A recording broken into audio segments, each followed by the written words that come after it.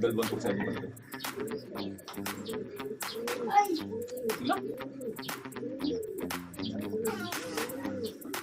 Ayun, kasama ko ngayon si Sir John Lloyd. Okay, salamat sa pagbisita dito sa ating vlog. Negligator Law Philippines TV Vlog. Ayun, bibigyan natin sa kanya itong isa nating leaderman. Okay, para sa ating ka-team. So, meron tayong kasagay sa susunod ng mga laban.